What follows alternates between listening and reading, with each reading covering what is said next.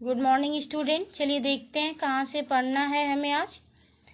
प्रातःकाल दोनों मित्र काजी हाउस में बंद कर दिए गए। काजी हाउस यानी मवेशी खाना, जहाँ लावारिस पशुओं को कैद किया जाता है।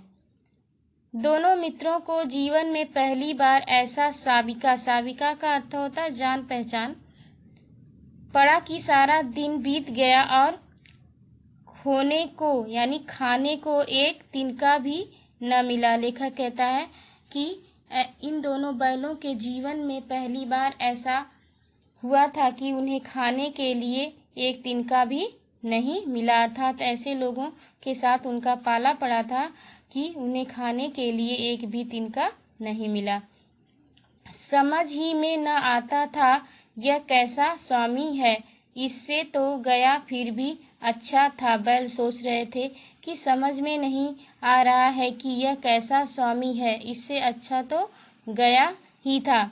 यहाँ कई भैंसें थी, कई बकरियां, कई घोड़े, कई गधे, पर किसी के सामने चारा न था। लेखक कहता है कि इस काजी हाउस में जो है कई भैंसें थी, कई बकरियां थी, कई घोड़े थे, कई गधे, पर किसी के सामने चारा न था। सब जमीन पर मुर्दों की तरह पड़े थे। लेखक कहता है कि सभी जमीन पर बेजान पड़े हुए थे। कई तो इतने कमजोर हो गए थे कि खड़े भी न हो सकते थे। लेखक कहता है कुछ तो इतने कमजोर हो गए थे कि उनमें खड़े होने की भी शक्ति नहीं थी।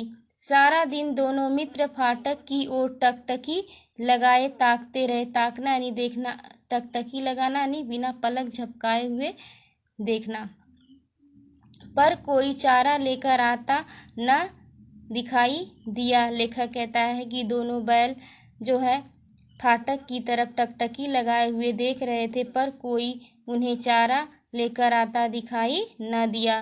तब दोनों ने दीवार की नमकीन मिट्टी चाटनी शुरू की, पर इससे क्या तृप्ति होती। लेखक कहता है कि वह भूख से इतना बेचैन थे कि दीवार की नमकीन मिट्टी चाटना शुरू कर दिया, पर इससे क्या उनकी भूख मिटती।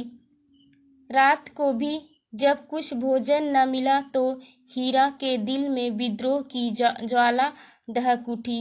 लेखक कहता है रात को भी जब भोजन नहीं मिला उन बैलों को, तो हीरा के दिल में जो है विद्रोह की आग जल उठी। मोती से बोला अब तो नहीं रहा जाता। हीरा मोती से कहता है कि अब तो नहीं रहा जाता। मोती ने सिर लटकाए हुए जवाब दिया, मुझे तो मालूम होता है प्राण निकल रहे हैं। मोती ने सिर लटकाकर जवाब दिया कि ऐसा लग रहा है जैसे मेरे भूख के मारे प्राण निकल रहे हैं। इतनी जल्द हिम्मत न हारो भाई, यहाँ से भागने का कोई उपाय निकालना चाहिए। हीरा ने मोती से कहा कि इतनी जल्दी हिम्मत मत हारो, यहाँ से भागने का कोई उपाय सोचो। आओ दीवार तोड़ डालें। हीरा कहता है कि चलो दीवार तोड़ डालते हैं, मुझसे तो अब कुछ नहीं होगा। मोती कहता है कि मुझसे तो अब कुछ नहीं होगा, बस इसी बूते पर अकड़ते थे।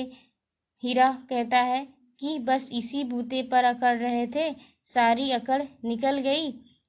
बाड़े की दीवार कच्ची थी, हीरा मजबूत तो था ही, अपने नुकीले सींग दीवार में गड़ा दिए और जोर मारा तो मिट्टी का एक चिप्पड़ निकल आया। फिर तो उसका साहस बढ़ा। इसने दौड़ दौड़कर दीवार पर चोट की और हर चोट में थोड़ी थोड़ी मिट्टी गिराने लगा। लेखक कहता है कि हीरा तो मजबूत था ही, अपने नुकीले सींगों से उसने दीवार पर वार किए तो मिट्टी का एक चप्पड़ निकल आया। यह देखकर उसका साहस और बढ़ गया और वह दौड़ दौड़कर दीवार पर अपने सींग से चोट करने लगा और हर बार थोड़ी थोड़ी मिट्टी गिराने लगा। उसी समय काजी हाउस का चौकीदार लालटेन लेकर जानवरों को हाजिरी लेने आ निकला। उसी समय जो है काजी हाउस का जो चौकीदार था वो लालटेन लेकर जानवरों की हाजिरी लेने आया। कि कहीं कोई पशु मर या तो भाग नहीं गया। यह देखने के लिए वह जो है काजी हाउस में लालटेन लेकर आया। हीरा का उजड़पन देखकर उसने उसे कई डंडे रस्सी किए यानी जमा दिए और मोटी सी रस्सी से बांध दिया। लेखक कहता है कि जब काजी हाउस का चौकीदार देखा कि हीरा जो है दीवार पर अपने सींगों से वार कर रहा है तो यह देखकर उसे गुस्सा आ गया। उसने कई डंडे जो है हीरा पर रसीद कर दिए यानी जमा दिए और उसे मोटी सी रस्सी में बांध दिया। मोती ने पड़े पड़े कहा, आखिर मार खाई, क्या मिला? यह देखकर मोती हीरा से कहता है कि आखिर तुम्हें क्या मिला? मार खाई और कुछ नहीं मिला। अपने बूते भर जोर तो मार दिया। हीरा कहता है कि कुछ नहीं मिला तो क्या हुआ, अपने बूते भर यानी अपने बल बूते भर तो जोर मार दिया ना। ऐसा जोर मारना किस काम का कि और बंधन में पड़ गए। मोती कहता है कि ऐसा जोर लगाना किस काम का है कि और बंधन में